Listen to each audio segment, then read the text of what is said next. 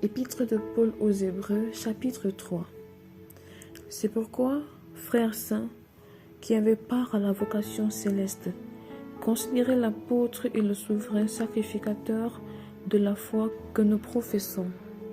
Jésus qui a été fidèle à celui qui l'a établi, comme le fut Moïse dans toute sa maison, car il a été jugé digne d'une gloire d'autant supérieure à celle de Moïse, que celui qui a construit une maison a plus d'honneur que la maison même. Chaque maison est construite par quelqu'un, mais celui qui a construit toute chose, c'est Dieu. Pour Moïse, il a été fidèle dans toute la maison de Dieu, comme serviteur, pour rendre témoignage de ce qui devait être annoncé. Mais Christ l'est comme fils pour sa maison. Et sa maison, c'est nous, pourvu que nous retenions jusqu'à la fin la ferme confiance et l'espérance dont nous nous glorifions. C'est pourquoi, selon ce que dit le Saint-Esprit, aujourd'hui, si vous entendez sa voix, n'endurcissez pas vos cœurs, comme lors de la révolte, le jour de la tentation dans le désert, où vos pères me tentèrent pour m'éprouver, et ils virent mes œuvres pendant 40 ans. Aussi je fus irrité contre cette génération, et je dis, ils ont toujours un cœur qui s'égare, ils n'ont pas connu mes voies. Je jurai donc dans ma colère, ils n'entendront pas dans mon repos. Prenez garde, frères, que quelqu'un de vous n'ait un cœur mauvais et incrédule, au point de se détourner du Dieu vivant. Mais exhortez-vous les uns les autres chaque jour, aussi longtemps qu'on peut dire, aujourd'hui, afin qu'aucun de vous ne s'endurcisse par la séduction du péché. Car nous sommes devenus participants de Christ, pourvu que nous retenions fermement jusqu'à la fin l'assurance que nous avions au commencement, pendant qu'il est dit, aujourd'hui, si vous entendez sa voix, n'endurcissez pas vos cœurs, comme lors de la révolte, qui furent en effet ceux qui se révoltaient après l'avoir entendu. Sinon, tous ceux qui étaient sortis d'Égypte sur la conduite de Moïse, et contre qui Dieu fut irrité pendant 40 ans, sinon contre ceux qui péchaient, et dont les cadavres tombèrent dans le désert. Et à qui jura-t-il qu'il n'entrerait pas dans son repos, sinon à ceux qui avaient désobéi? Aussi, voyons-nous qu'ils ne purent y entrer à cause de leur incrédulité.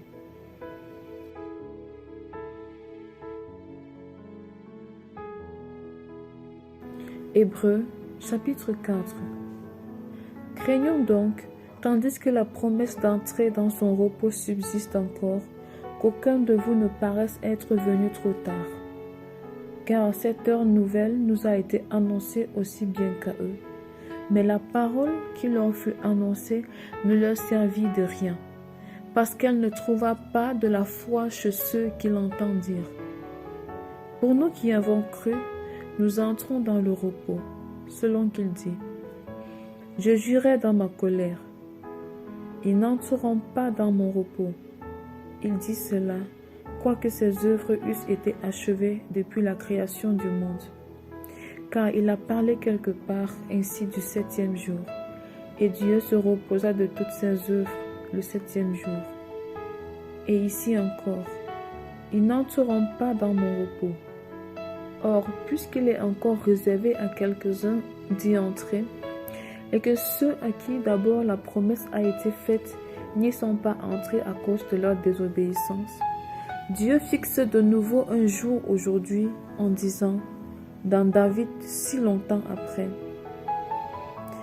comme il est dit plus haut, aujourd'hui, si vous entendez ma voix, n'endurcissez pas vos cœurs.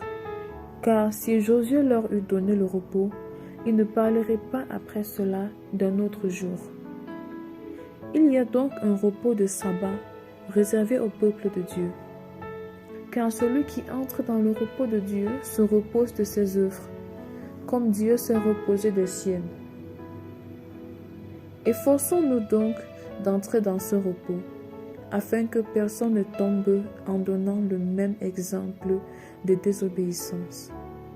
Car la parole de Dieu est vivante et efficace, plus tranchante qu'une épée quelconque à deux tranchants, pénétrante jusqu'à partager âme et esprit, jointure et moelle. Elle juge les sentiments et les pensées du cœur. Nulle créature n'est cachée devant lui, mais tout est à nu et à découvert aux yeux de celui à qui nous devons rendre compte.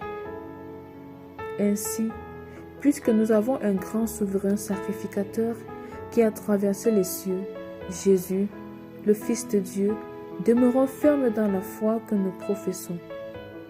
Car nous n'avons pas un souverain sacrificateur qui ne puisse compatir à nos faiblesses. Au contraire, il a été tenté comme nous en toutes choses, sans commettre de péché. Approchons-nous donc avec assurance du trône de la grâce, afin d'obtenir miséricorde et de trouver grâce pour être secourus dans nos besoins.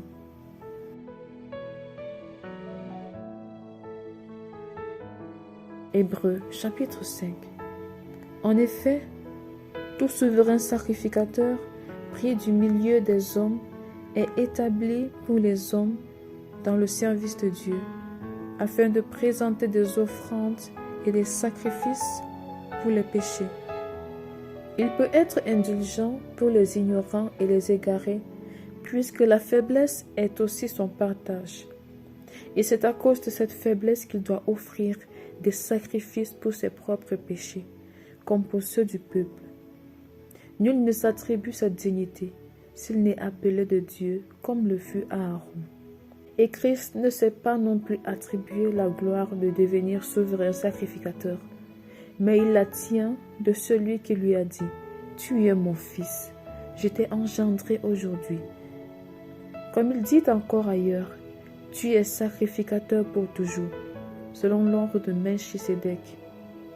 C'est lui qui, dans les jours de sa chair, ayant présenté avec de grands cris et avec larmes des prières et des supplications à celui qui pouvait le sauver de la mort, et ayant été exaucé à cause de sa piété, et appris, bien qu'il fût fils, l'obéissance par les choses qu'il a souffertes, et qui, après avoir été élevé à la perfection, est devenu pour tous ceux qui lui obéissent l'auteur d'un salut éternel.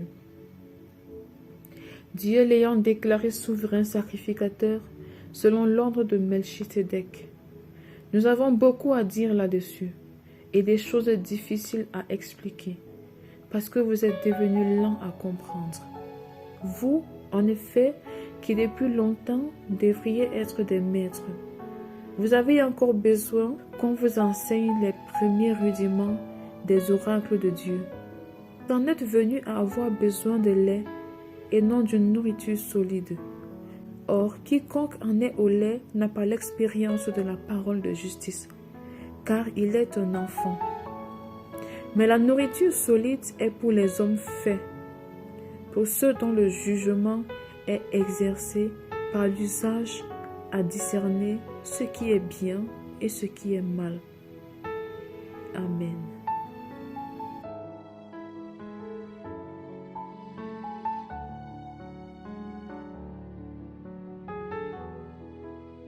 Psaume chapitre 147. Louez l'Éternel, car il est beau de célébrer notre Dieu, car il est doux. Il est bienséant de le louer. L'Éternel rebâtit Jérusalem. Il rassemble les exilés d'Israël.